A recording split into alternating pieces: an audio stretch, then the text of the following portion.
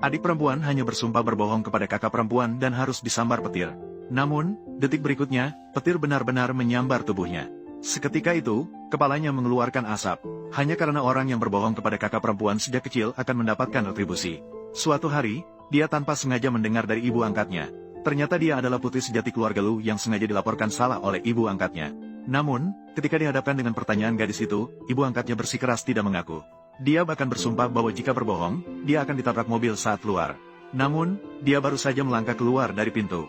Detik berikutnya, sebuah mobil mewah tiba-tiba melaju keluar. Seketika itu, mobil tersebut menabraknya hingga tewas. Karena semua yang dia bohongi kepada gadis itu satu persatu menjadi kenyataan. Hal ini membuatnya dianggap sebagai bencana oleh penduduk desa. Dia benar-benar menjadi seorang yatim piatu yang tidak memiliki rumah. Namun, untungnya ibu kepala panti muncul tepat waktu dan membawanya kembali ke panti asuhan. Dan setelah dewasa, dia membantunya menemukan orang tua kandungnya dengan lancar. Dia awalnya berpikir bahwa dia akhirnya tidak akan menjalani kehidupan yang sulit lagi. Namun, adik angkat yang licik khawatir bahwa putri sejati ini akan merebut posisinya. Jadi, dia berpura-pura baik hati untuk membantu gadis itu membawa koper. Sebenarnya dia ingin sengaja menjatuhkan barang bawaan gadis itu, sehingga memperlihatkan penampilan miskin gadis itu dan membuatnya malu di depan umum. Gadis itu marah dan berlari menghampirinya lalu mendorongnya. Dia memperingatkannya bahwa jika dia berani melakukan trik-trik kecil ini lagi, dia pasti akan membuatnya menyesal. Namun, perempuan licik itu tetap dengan tidak malunya menyatakan. Dia bilang bahwa dia hanya lupa bahwa kedua tangannya baru saja terluka 2 hari yang lalu. Tanpa sengaja, dia tidak bisa mengeluarkan tenaga dan menjatuhkan barang bawaan gadis itu. Namun, perempuan licik itu mengira gadis itu sedang berusaha menakut-nakutinya. Dia melotot tajam ke arah kakaknya dan kemudian mengikuti ibu angkatnya masuk ke dalam rumah. Namun, detik berikutnya dia benar-benar terjatuh ke tanah. Kedua tangannya seketika tidak bisa mengeluarkan tenaga sedikit pun. Bahkan untuk mencoba bangkit pun dia harus meminta bantuan orang tua angkatnya. Melihat orang tua kandungnya semua membela perempuan licik itu, gadis itu seketika merasa sangat kecewa dengan kasih sayang yang terlambat ini. Dia tidak menghiraukan mereka dan menarik barang bawaannya sendiri masuk ke dalam rumah. Namun, dia baru saja sampai di kamarnya. Perempuan licik itu tiba-tiba mulai berulah lagi. Dia melemparkan semua pakaian jelek yang tidak diinginkannya ke wajah gadis itu. Tanpa disadari, gadis itu sejak kecil bukanlah orang yang mudah dibuli. Melihat perban yang dibungkus oleh perempuan licik, dia dengan bangga berkata, "Harga yang harus dibayar karena berbohong padaku. Apakah kamu masih puas? Itu hanya kebetulan saja. Jangan bicara sembarangan. Baiklah, coba lagi lain kali." Ini membuat perempuan licik itu sangat marah seketika. Dia segera menemui orang tua angkatnya berpura-pura merasa kasihan. Menyebarkan rumor bahwa gadis itu baru saja kembali dari desa. Pasti dia masih belum familiar dengan etika keluarga kaya. Mendorong orang tua angkat untuk sementara tidak mengungkapkan bahwa gadis itu adalah putri sejati. Tanpa disadari, tujuan sebenarnya gadis itu kembali sama sekali bukan untuk peduli dengan status putri keluarga kaya, melainkan ingin mendapatkan sumber daya dari keluarga Lu untuk memperbaiki kondisi anak-anak di panti asuhan. Maka dia segera menyatakan bahwa dia bisa tidak mengungkapkan identitasnya. Namun selama 20 tahun ini, orang tuanya tidak pernah mencarinya demi perempuan licik itu. 20 tahun ini, sekitar 50 tahun. Saya berharap kalian bisa menyumbangkan ini untuk panti asuhan. Perempuan licik itu melihat orang tua angkatnya setuju tanpa ragu. Maka dia memutuskan untuk menghancurkan gadis itu. Begitu sampai di sekolah, dia mulai menyebarkan rumor ke sana kemari. Mengatakan bahwa gadis itu bukan hanya seorang kerabat jauh dari desa mereka, dan juga sangat tidak bersih dan suka mencuri.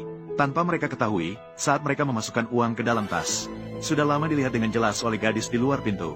Maka gadis itu memutuskan untuk tidak mengungkapkan, sehingga membuat perempuan licik itu menuai akibatnya sendiri. Tidak lama kemudian, ketua kelas berlari masuk ke kelas dengan panik menanyakan siapa yang mencuri uang kelas. Namun gadis itu dengan tenang melihat perempuan licik dan rekannya beraksi bersama. Akhirnya, rekannya di bawah arahan perempuan licik itu segera berdiri dan mengatakan bahwa dia melihat sendiri gadis itu mencuri uang kelas, dan bahkan bersumpah dengan yakin untuk membuktikannya. Akhirnya, saat semua teman sekelas percaya pada kata rekannya, ketika rekannya hendak memeriksa tas gadis itu, saat itu, tiba-tiba ayah rekannya menelepon. Dia mengatakan bahwa keluarganya baru saja bangkrut dan semua rekening dibekukan. Semua teman sekelas tampak tidak percaya. Rekannya hanya berbohong dan sembarangan mengeluarkan sebuah cerita. Ternyata, itu benar-benar terjadi dan mereka bangkrut dalam sekejap. Namun perempuan licik itu tetap tidak menyerah, karena dia sendiri yang memasukkan uang kelas ke dalam tas gadis itu. Akhirnya, mereka membalik tas gadis itu hingga terbalik. Namun, mereka masih belum menemukan uang kelas yang dimasukkan ke dalam tas gadis itu. Akhirnya, saat perempuan licik itu penuh dengan kebingungan, seorang teman tiba-tiba menemukan uang kelas di dalam tasnya sendiri. Sudah, jangan berkelahi. Jangan bertindak, ini bukan saatnya karena guru sudah datang. Jangan bertindak, semua berhenti. Lu Yirou, Lu King Sui, kalian berdua ikut saya ke kantornya. Guru, saya benar-benar tidak mencuri uang. Semua ini adalah fitnah dari Lu King Sui. Mana buktinya? Sudahlah, orang tuamu segera datang. Tunggu sampai mereka datang, kalian bisa menjelaskan. Ibu, akhirnya kamu datang. Ada apa? Siapa yang mengganggu Yunro kita? Ibu, uang kelasnya hilang. Teman-teman menemukan uang kelas dari tas saya. Tapi kamu bisa memberiku uang saku sebanyak ini setiap bulan. Bagaimana mungkin saya mencuri uang kelas? Iya, saya memberi Yunro uang saku setiap bulan. Semuanya 1 juta. Dia tidak akan mencuri uang kelas. Kakak, kamu tidak suka padaku. Tapi kamu juga tidak perlu memfitnah saya. Mencuri uang kelas? Ya. King Sui, saya tahu kamu tidak suka adik perempuan. Tapi kamu juga tidak bisa memfitnah dia seperti ini. Tuan Sen dan Nyonya Sen. Masalahnya belum jelas. Jadi, mengambil kesimpulan seperti ini tidak baik, kan? Orang luar pun mengerti prinsipnya. Sayangnya, orang tuaku tidak mengerti. King Sui, cepat jelaskan. Benar. Aku yang menaruh uang ke dalam tas Lu Yuro. Lu King Sui, bagaimana bisa kamu memfitnah adikmu? Aku sebenarnya tidak berani membawamu kembali. Kenapa Anda begitu marah? Aku belum selesai berbicara. Alasan aku menaruh uang di tas Lu Yuro adalah karena dia yang pertama kali mencari orang untuk menjatuhkanku. Taruh uangnya di tasku, membuatku menjadi sasaran serangan semua orang. Saya baru saja mengembalikan uangnya. Yuro, apakah itu benar?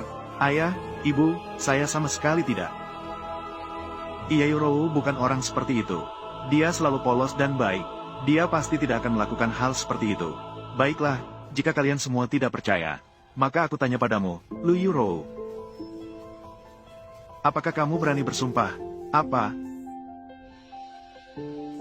Bersumpah. Apakah kamu berani? Jangan berbohong padaku. Jika tidak, akibatnya tidak bisa dibayangkan.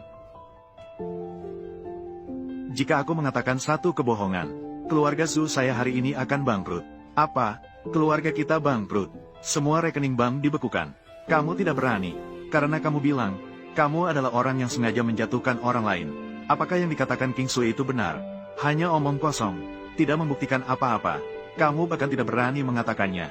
Cukup untuk membuktikan bahwa kamu punya niat jahat. Omong kosong apa yang sedang kamu bicarakan? Apa yang tidak bisa saya sumpahi? Apa yang saya takutkan? Lu Yuro bersumpah. Jika aku berani menjebakmu, Lu King Sui, saya disambar petir. Sejak saat itu, menghilang sepenuhnya dari dunia ini.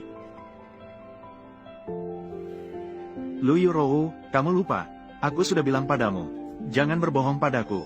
Berbohong padaku, akan ada harga yang harus dibayar.